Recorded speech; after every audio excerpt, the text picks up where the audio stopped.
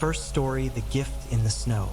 Christmas Eve had always been a time of joy and warmth, but this year felt different. It wasn't just the biting cold of the Montana winter or the fact that I was newly divorced and unsure of where my life was heading. There was an undercurrent of unease in the air as I pulled into my parents' driveway, their cozy home blanketed in fresh snow. The house looked the same as always, wreathed in garlands and glowing with soft golden lights. My mother greeted me with her usual tight hug, the scent of cinnamon clinging to her sweater. My father, a man of few words, nodded in his recliner, his attention more on the weather report than on me. "Storms coming tonight," he said. "Could be a rough one." I brushed off the warning. Snowstorms were part of life here, just another reason I'd left this place years ago. After settling in, I decided to take a walk in the fresh snow. It was early morning, the world still silent, except for the crunch of my boots on the frosted trail that wound behind the house. That's when I saw it. A small red box sitting neatly in the middle of the path. It was wrapped in glossy paper with a golden bow, standing out starkly against the pure white snow. At first, I thought it might have been left by one of the neighbors, maybe for a kid who played in the woods. But as I approached, I noticed something strange. There were no tracks leading to or from the box. Curiosity got the better of me. I crouched down, brushing snow off the edges, and picked it up. It was heavier than I expected. I peeled away the wrapping and lifted the lid. Inside was an old photograph. The image was faded, sepia-toned, showing a family of 4 standing in front of a house. Their faces were barely distinguishable, blurred and distorted as though someone had smeared the photo before it dried. But the house behind them, I knew that house. It was my parents' house. I carried the box back with me, the unease settling deeper in my chest. Over breakfast, I showed my parents the photograph. "Do you recognize this?" I asked, setting it on the table. My mother squinted at it, her brow furrowing. My father barely glanced at it before shaking his head. "Looks like one of those old-timey postcards," he said, pushing it back toward me. But my mother's fingers lingered on the edge of the photo. Her lips parted as though she wanted to say something, but she quickly pressed them into a thin line and shook her head. "I don't think so," she murmured, and changed the subject. That night, as the wind howled outside, I couldn't sleep. The photograph sat on the nightstand, a silent accusation. The more I stared at it, the more it felt like the house itself was watching me. The next morning, another box appeared on the trail. This one was larger, wrapped in the same red paper and gold ribbon. My stomach twisted as I opened it. Inside was a rusted key and a folded piece of paper. The note was brief, written in jagged handwriting. "Unlock the basement." I froze. My parents didn't have a basement, or at least they'd always told me they didn't. I tucked the key into my pocket and decided not to mention it to them. Instead, I spent the day wandering the house, searching for any sign of a hidden door or hatch. By the time evening fell, I was exhausted and empty-handed. At dinner, the tension in the air was palpable. My mother barely touched her food, and my father was unusually quiet. I caught them exchanging glances, but neither said a word. That night, I heard creaking floorboards and whispers outside my bedroom door. When I opened it, the hallway was empty. By the 3rd day, the gifts began to take on a sinister tone. One box contained a bundle of faded letters, each addressed to my father. The handwriting matched the note from the previous day. "Who's sending these?" I demanded, slamming the letters onto the kitchen table. My father's face turned ashen. He grabbed the letters, crumpled them, and threw them into the fireplace without a word. My mother's hands trembled as she reached for her tea. "I think you should leave it alone, Amy," she whispered. But I couldn't. On Christmas Eve, the final gift arrived. A box larger than the rest, almost too heavy to carry. I brought it inside and locked myself in my room to open it. Inside was a single envelope. The letter inside was written in my father's unmistakable handwriting. and as I read, my blood turned to ice. He confessed to killing a man decades ago, back when he was just a teenager. According to the letter, the man had been a drifter, someone who'd come to the house looking for shelter during a storm. My father and his friends had been drunk, and things had gone too far. They buried the body beneath the house, beneath the basement I was never supposed to know existed. Before I could confront him, I heard a sound downstairs, a sharp thud, followed by the unmistakable scrape of furniture on wood. When I reached the living room, I found them. My parents were slumped in their chairs, their throats slit, blood pooling on the floor. The letter I'd just read was gone. The police didn't believe me when I told them about the gifts or the letter. To them, it looked like I had killed my parents in some unhinged fit of rage. With no proof of the letter's existence, no record of the drifter, and only my fingerprints on the boxes, I was the perfect suspect. Now, I sit in this cell, replaying those days over and over in my mind. The house has been sold, the trail covered by snow and time. But sometimes, late at night, I wonder if the gifts have started appearing for someone else. And if they do, I pray they don't open them, because some secrets are better left buried. Second story, the ornament that glows. Christmas of 2003 was going to be quiet. I had just moved to New York City a few months earlier, renting a cramped studio apartment in Brooklyn. Between juggling freelance photography gigs and struggling to keep up with rent, there wasn't much left for holiday cheer. But I've always loved Christmas. There's something about the warm lights and decorated trees that softens the harshness of winter. So one Saturday morning, I wandered down to the local flea market to find some decorations. The market was a chaotic mix of vendors, tables piled high with knickknacks, old records, chipped teacups, and dusty picture frames. I didn't have much to spend, but after some haggling, I walked away with a small box of mismatched ornaments. Among them was an old snow globe that caught my eye. The glass was clouded, the base tarnished, but inside was a tiny house surrounded by snow-dusted trees. Shaking it sent flakes swirling around in a way that felt oddly hypnotic. On the bottom, there was an inscription, but the letters were faint, almost worn away. I could only make out part of it. To Timmy, Christmas 198. The last digit was too faded to read. When I got home, I set up my makeshift tree, a 3-foot artificial one from the dollar store, and started hanging the ornaments. The snow globe didn't have a hook, so I nestled it in the branches near the center, where it glinted softly under the string lights. That night, I felt the first twinge of unease. I was editing photos on my laptop when I noticed something out of the corner of my eye. The snow globe seemed to be glowing faintly, though I hadn't turned on any lights in the room except for the ones on the tree. I brushed it off as a trick of the Christmas lights reflecting through the glass. But then there were the noises, soft creaks, like footsteps, coming from the living room. My apartment was tiny, and the floors were old, so I told myself it was just the building settling. Still, I couldn't shake the feeling of being watched. The next morning, I decided to clean the snow globe. Using a damp cloth, I wiped away years of grime, revealing more of the inscription. The full message read, "To Timmy, Christmas 1984. With love, Grandma." I smiled at the thought of the globe being a cherished gift from a grandmother to her grandson. But the warm feeling faded as soon as I searched the name, Timmy, and the year online. What I found made my stomach drop. Timothy Madsen, age 8, missing since December 24th, 1984.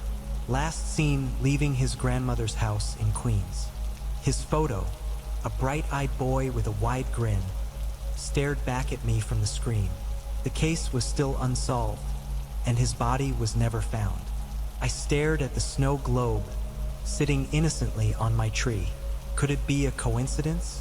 There had to be thousands of Timmy S out there. Still, I couldn't shake the feeling that this was his snow globe. Over the next few days, the atmosphere in my apartment grew heavier. The glowing light from the snow globe became more noticeable, almost pulsing after dark.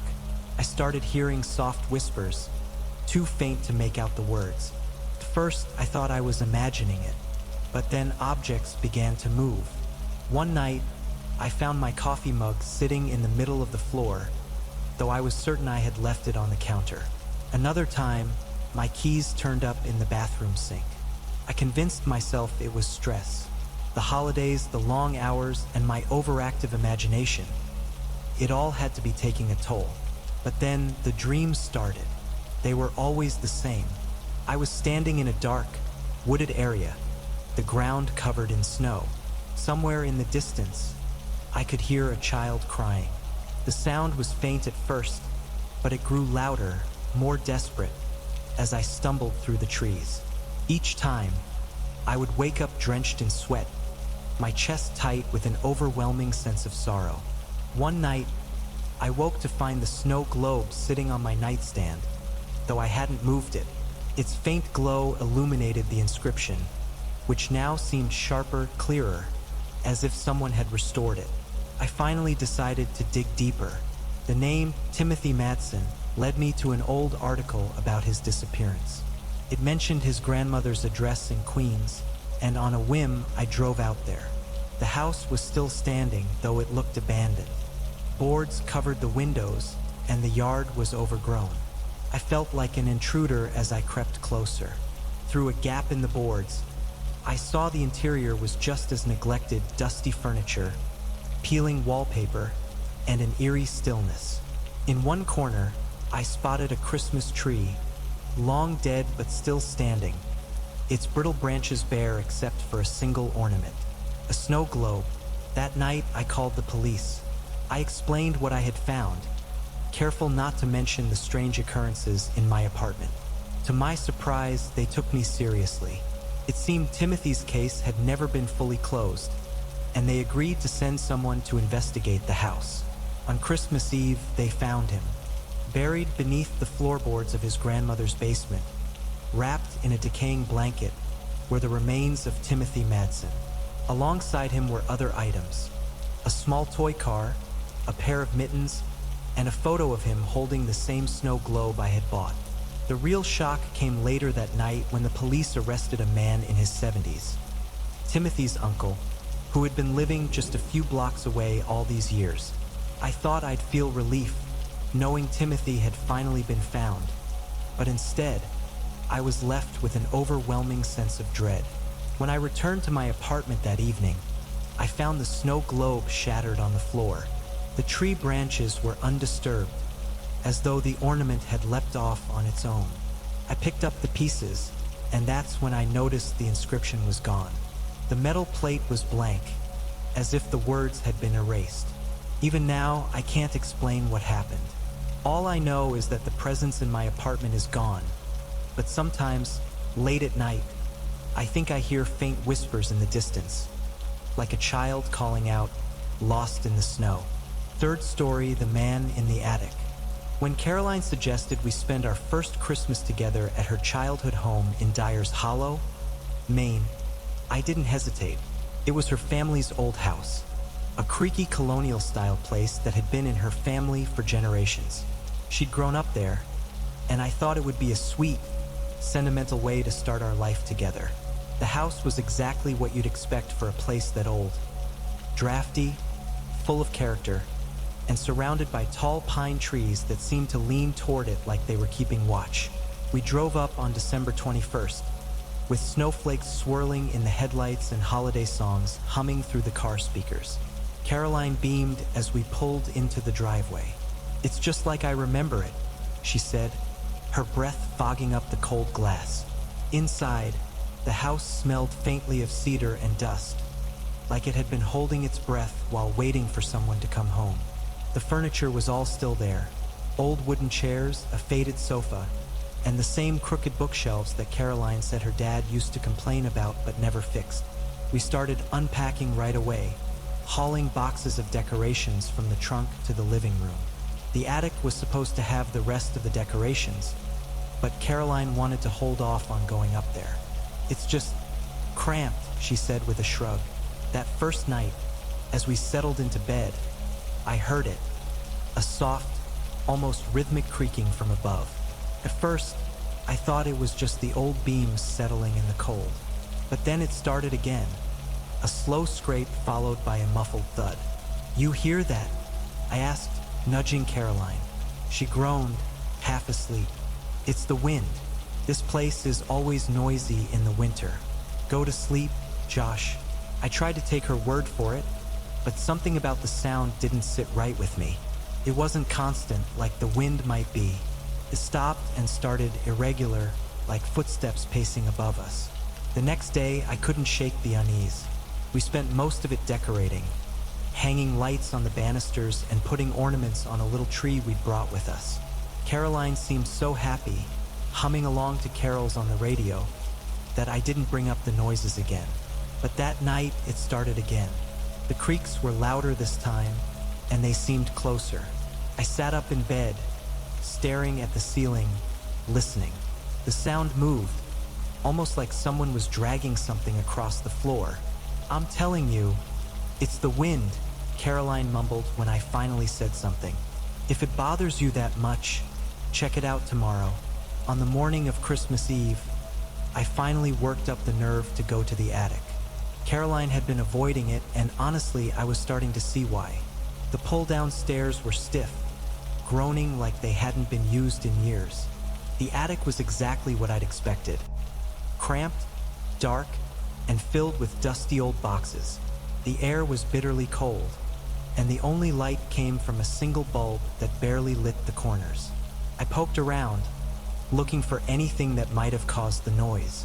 That's when I saw them. A pair of boots, caked with dried mud, tucked neatly in the corner. They were too large to belong to Caroline, and I sure as hell hadn't brought them. My stomach nodded. I didn't tell Caroline right away. She was in the kitchen, baking cookies and humming along to Silent Night, and I didn't want to ruin her mood. But something about the boots gnawed at me. That night, I couldn't sleep. Every creak, every shift of the house made my heart race. Around midnight, I thought I heard whispering, faint, almost indistinguishable from the wind outside. I strained my ears, holding my breath. It wasn't coming from outside. It was above us. I grabbed a flashlight and quietly made my way to the attic stairs. Caroline was still asleep, and I didn't want to wake her. The attic door opened with a groan that made me wince. I climbed up slowly, shining the flashlight ahead of me. The boots were gone. The boxes looked like they'd been moved, stacked haphazardly against the walls. My throat tightened as I noticed something else. A pile of wrappers, crumpled cans, and a filthy blanket shoved into the corner. Someone had been living up here.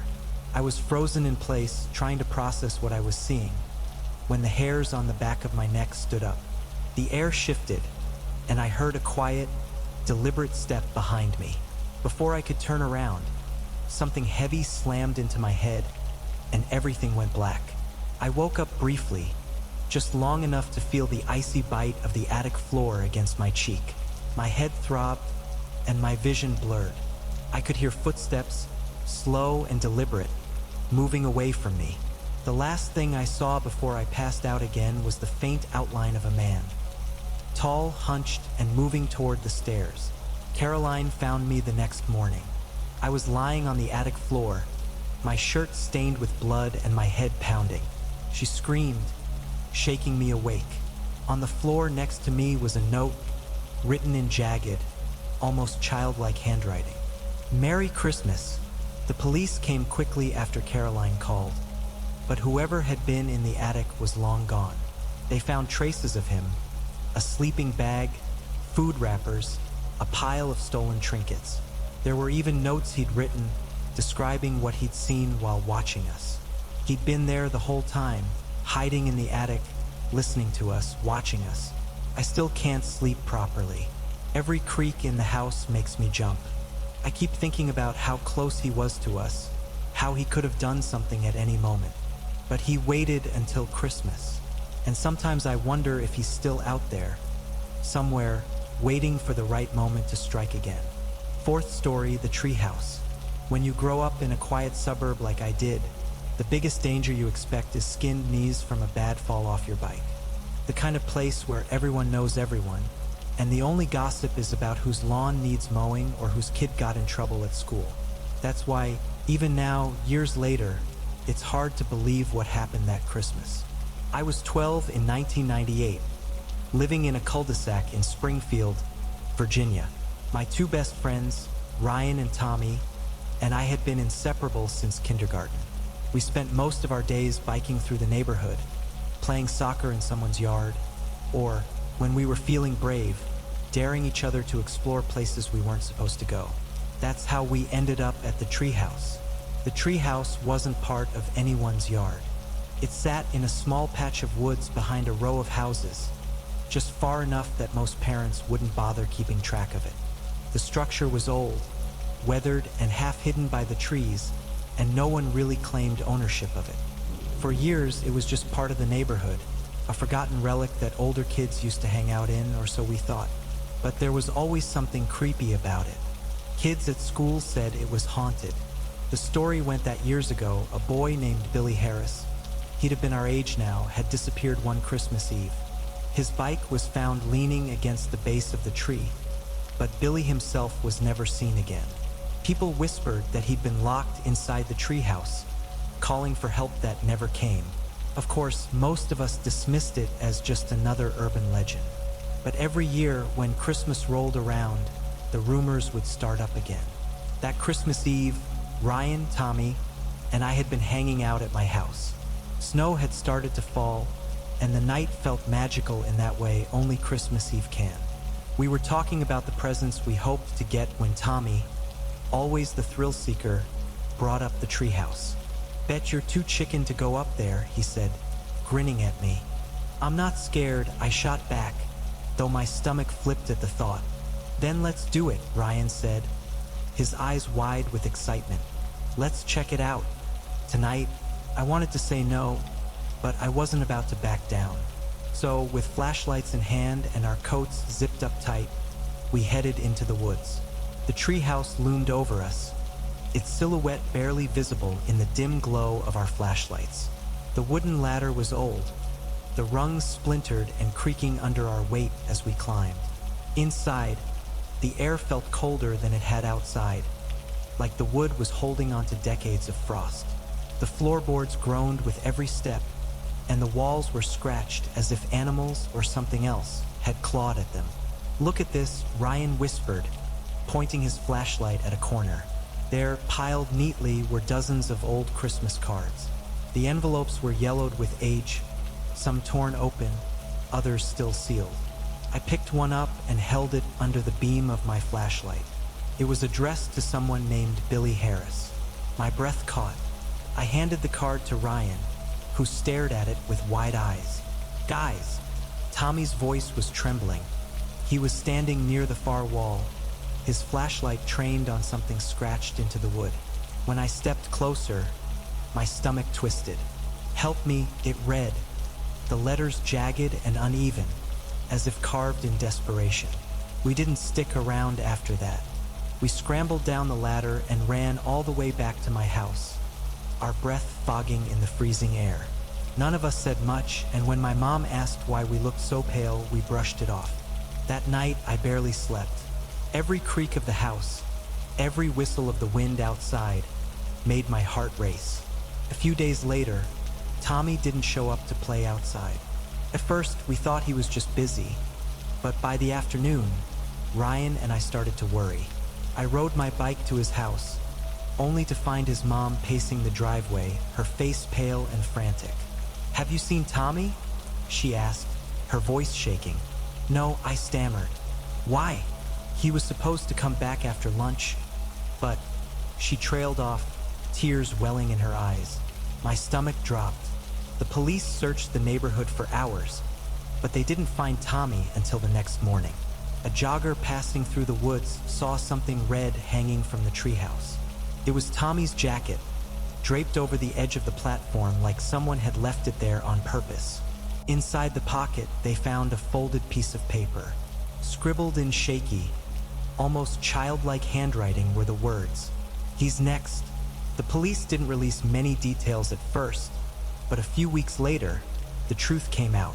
One of the neighbors, an older man named Richard Maynard, was arrested. He'd been living 2 houses down from us for years, quiet and unassuming. It turned out he'd been behind Billy Harris's disappearance all those years ago. Maynard had a key to the treehouse, a remnant from when he'd built it for his own kids long before we were born. He'd lured Billy there with promises of Christmas candy and toys, locked him inside, and left him to die. He did the same to Tommy. The details still make me sick to think about. Even after Maynard's arrest, I couldn't shake the feeling of dread that lingered over the neighborhood. We moved away the following summer. My parents said it was for work, but I knew better. None of us wanted to stay in a place where something so terrible had happened, right under our noses. Even now, every Christmas, I think about that night. About the scratch marks on the walls, the pile of unsent Christmas cards, and Tommy's jacket hanging from the treehouse.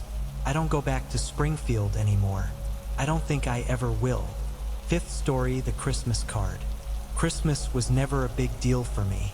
I'm not the kind of person who decorates the house with lights or spends hours baking cookies. As a graphic designer living alone in Seattle, the holiday season was just another excuse to take on freelance projects and avoid the crowds downtown. But in December of 2015, something happened that made me dread Christmas forever. It started with the first card. I found it in my mailbox on a rainy Tuesday morning, tucked between junk mail and a utility bill. The envelope was plain red with no return address, and my name and address were typed neatly on the front. Inside was a card, a cheerful snowman holding a candy cane, the kind of thing you'd find in a dollar store. But the message inside wasn't cheerful. In blocky, hand-scrawled letters, it read, "Do you think they've forgiven you yet?" There was no signature. At first, I didn't know what to make of it. I just assumed it was a mistake or some sort of joke. I even texted a few friends to ask if they'd sent it, but no one fessed up. I tossed it in the trash and didn't think about it again until the second card arrived. This one came 3 days later. Same plain red envelope, same typed address. This time, the card featured a cartoon reindeer tangled in Christmas lights. Inside, the message read, "You've always been so good at covering your tracks. How do you sleep at night?" That's when I started to feel uneasy. The handwriting was the same, thick, blocky letters, hurriedly scrawled. I stared at the card for what felt like an hour, replaying every decision I'd made in the past year, trying to think of someone who might hold a grudge. But nothing came to mind. My life was simple, uneventful. I worked. I went to the gym. I saw a few close friends. That was it. When the third card arrived the following week, my unease turned to fear. This one showed a cozy cabin surrounded by snow-covered trees. But inside, the message made my stomach drop. "You think no one knows, but I do. Even your mother would be ashamed." My hands were shaking as I read it. My mom had died 2 years earlier, and the thought of someone dragging her into whatever twisted game this was made me feel sick. I called the police that afternoon, but the officer I spoke with was polite but unhelpful. He said there wasn't much they could do unless the sender made a direct threat or I had reason to believe I was in immediate danger. "Probably just someone playing a prank," he said. "If it keeps happening, let us know." The fourth card came a few days later. The cover was a cheerful Santa in a sleigh, waving as he flew over a snowy town. But the message inside was far from cheerful. "I know about Denver." I froze. Denver. No one knew about Denver. Not my friends, not my coworkers, no one. It was something I'd buried years ago, a mistake I'd worked hard to forget. And yet, here it was, staring back at me in thick, angry letters. I hired a private investigator the next day. The investigator's name was Tom, a middle-aged man with a receding hairline and a no-nonsense demeanor. I showed him the cards, explained what I could about Denver without going into too much detail, and asked if he thought I should be worried. "Whoever this is, they're watching you," Tom said, flipping through the cards. "They know things they shouldn't. That's not a prank. That's obsession." Tom promised to look into it, starting with the people closest to me. coworkers, neighbors, anyone who might have access to my mail or personal information. But before he could find anything, the fifth card arrived. This one didn't have a cutesy cover. It was blank, just a white card with the words "Merry Christmas" printed in plain black font. The message inside was simple: "I'll see you soon." That night, I couldn't sleep. I checked the locks on my doors and windows 3 times, unplugged my Christmas lights so the house would be darker, and kept a heavy wrench by my bed. Every creak of the old wood floors or howl of the wind made my pulse race. On Christmas Eve, Tom called with an update. "I think I've got a name," he said. "Does the name Chris Daniels mean anything to you?" My blood ran cold. Chris Daniels was an old coworker of mine from a marketing firm I'd worked at years ago. He'd been fired after a harassment complaint, one I'd filed. It wasn't anything dramatic. He'd made a few inappropriate comments, sent some creepy emails. HR handled it quickly, and I hadn't thought about him since. "He moved to Seattle a few months ago," Tom continued. "Looks like he's been working odd jobs. I think he's your guy." I barely had time to process what Tom was saying before the line went dead. The power in my house cut out at the same moment. The Christmas lights, the heater, the hum of the refrigerator, all gone. I was plunged into an icy silence. And then I heard it. Footsteps. Someone was outside. I grabbed the wrench from beside my bed and crept toward the living room.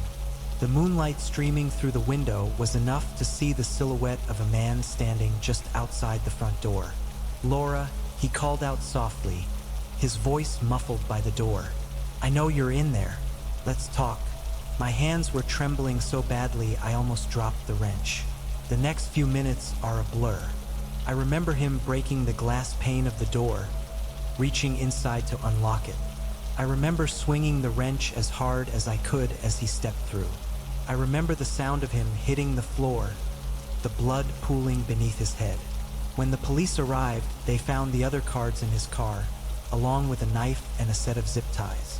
They said I was lucky to be alive. I don't feel lucky.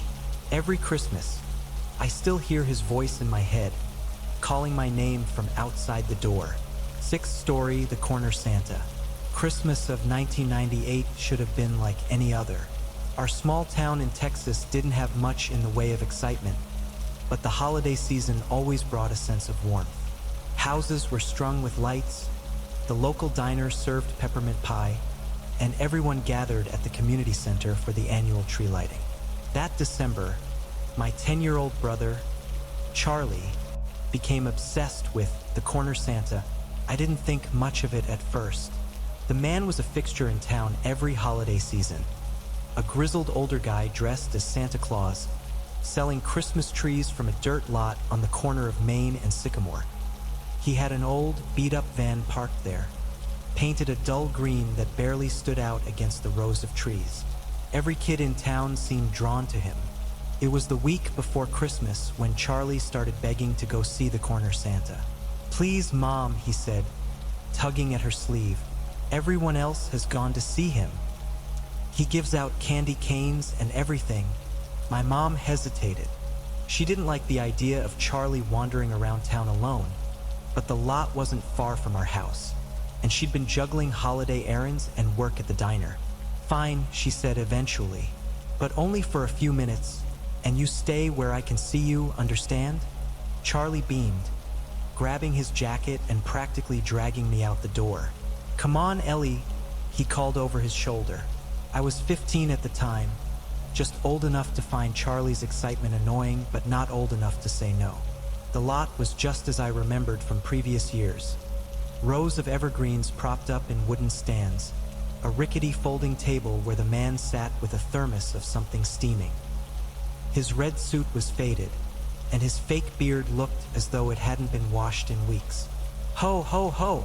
he bellowed as we approached. "What can Santa do for you, young man?" Charlie grinned, wide-eyed. "Hi, Santa. I just wanted to say hi and maybe tell you what I want for Christmas." The man chuckled, leaning down to meet Charlie's gaze. "Of course, son. You go right ahead." I stood back, watching uneasily. Something about the man's smile felt too wide. his eyes too sharp for the jolly act he was putting on. After a few minutes, Charlie ran back to me, clutching a candy cane and buzzing with excitement. He said he might bring me a surprise on Christmas Eve. Great, I said, rolling my eyes. Let's go. The next morning, Charlie was gone. His bed was neatly made, his favorite dinosaur pajamas folded on the chair. My mom thought he'd gone outside to play, but by noon, panic had set in. We searched the house, the yard, the neighborhood. Neighbors joined in, their calls of Charlie echoing through the chilly air. It was my dad who suggested checking the lot on Main and Sycamore. We ran there, hearts pounding, only to find it empty. The trees were gone, the table packed up, the van nowhere in sight. The corner Santa had vanished. The police were called, and the search intensified. Flyers with Charlie's face went up around town. At first, we thought it was an isolated case, but as the days passed, a disturbing pattern emerged. Charlie wasn't the only child missing. 2 others had disappeared from nearby towns over the past month, both last seen near Christmas tree lots or events with a Santa Claus. It wasn't long before people started talking about the Santa killer. Our town changed overnight. Parents wouldn't let their kids out of their sight. Christmas tree lots were abandoned, their owners forced to shut down as fear gripped the community. Weeks turned into months and then years. The case went cold. My parents never stopped hoping, but I knew. Deep down, I knew Charlie was never coming home. By 2010, I'd moved to Dallas, trying to leave that nightmare behind. But that December, I got a call from my mom. They found him, she said, her voice trembling. A hunter had stumbled across a shallow grave in the woods, just a few miles from our old house. Inside, the police found the remains of multiple children, including Charlie. They identified him through DNA. His body had been buried for years, along with the others. The investigation resurfaced briefly, but it went nowhere. The man who'd played the corner Santa was never identified. No one knew his real name or where he'd come from. People whispered that he must have been a drifter, someone who moved from town to town, preying on children during the holidays. Others claimed he'd been spotted again in different parts of the state, still wearing the red suit, still selling trees. I don't know if I believe those stories. What I do know is this. Every Christmas, I can't shake the image of that man. His crooked smile, the way his eyes glinted as he handed Charlie that candy cane. And I can still hear Charlie's voice, excited and innocent, saying, "He promised me a surprise." 7th story, the roadside lights. The thing about being a trucker is that you get used to loneliness. Long stretches of empty highway, the hum of the engine, the glow of the dashboard. It's just you and the road. I didn't mind it usually, but that night I should have kept driving. It was Christmas Eve, 1997. I was hauling a load of electronics to Denver, trying to make the delivery on time despite a storm rolling in. Snow had been falling steadily since sundown, covering the highway in a slick, treacherous layer. My rig's headlights cut through the darkness, but the road ahead felt endless, the kind of quiet that presses against your ears. The CB radio was silent. Most drivers were smart enough to stay off the roads that night, but I had a deadline to meet and bills to pay. I was somewhere near the San Juan Mountains, miles from the nearest town, when I saw it, a pair of hazard lights blinking up ahead. At first, I thought I was imagining it.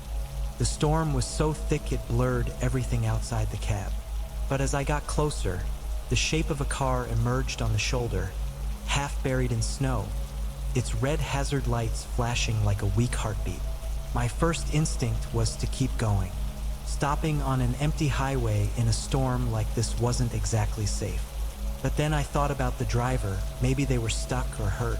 I'd want someone to stop for me if I were in their shoes. So I pulled over. I grabbed my flashlight from the glove compartment and stepped out into the cold. The wind hit me like a wall, biting through my jacket. Snow crunched under my boots as I made my way to the car. A dark sedan with its engine off and no sign of movement inside. I knocked on the driver's side window. Nothing. "Hello," I called out, shining the flashlight through the glass. The interior was empty, but something caught my eye. A dark, wet stain on the driver's seat. It wasn't oil. I tried the door, and to my surprise, it opened. The car's interior smelled faintly metallic, like rust or blood. My stomach tightened as I leaned in, shining the flashlight over the stain.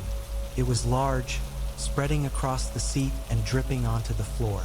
"Jesus," I muttered, stepping back. That's when I noticed the footprints. They led away from the car, faint but visible in the snow. A single set, weaving slightly as if the person had been unsteady. Everything in me screamed to get back in my truck and leave, but something about those footprints pulled me forward. Maybe it was guilt or just plain curiosity, but I couldn't ignore them. The tracks led off the road, down an embankment, and into the trees. I followed, my flashlight cutting through the swirling snow. The farther I went, the quieter it got, like the storm was muffled by the dense forest. After about 50 yards, I saw it. A man partially buried in the snow. His face was turned upward, eyes wide open, his expression frozen in terror. His coat was torn, and his hands were red and raw, like he'd been clawing at something. For a second, I couldn't move. My breath came in short, panicked bursts, fogging up in the freezing air. Then I fumbled for the radio clipped to my jacket and called for help. "This is David Mercer, eastbound on Highway 160 near Pagosa Springs," I stammered. There's a body out here. Send the police, please." The dispatcher's voice crackled back, asking for details. I barely managed to explain before the line cut out, leaving me alone with the wind and the dead man in the snow. I turned back toward my truck, my flashlight trembling in my hand. That's when I saw them. Another set of footprints. These weren't the same as the ones I'd followed. They were larger, heavier, and they didn't weave. They came straight toward me from the direction of my truck. Panic surged through me as I realized what that meant.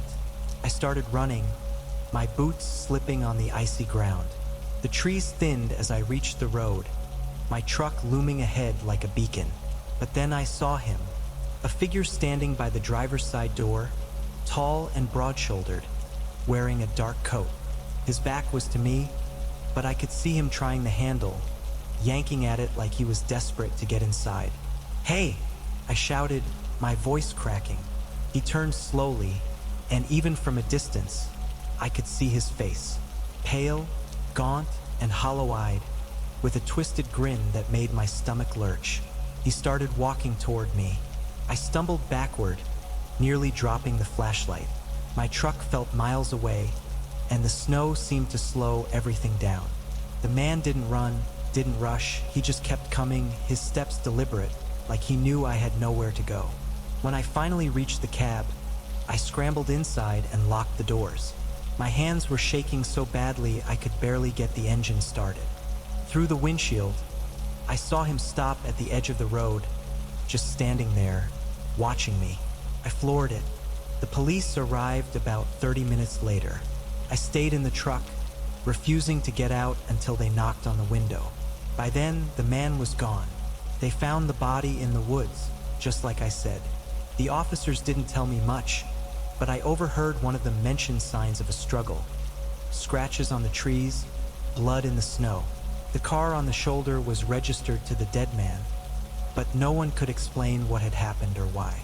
As for the figure I saw by my truck, probably just your imagination, one of the deputies said, though I could tell he didn't believe it either. I quit trucking a month later, sold my rig, got a job at a warehouse in Denver, and never looked back. But sometimes, late at night, I think about that face, the grin, the way he walked toward me, so calm, so sure. I'll never know who he was or why he was there. But one thing's for sure, if I'd stopped for a second longer, I wouldn't be here to tell you this story.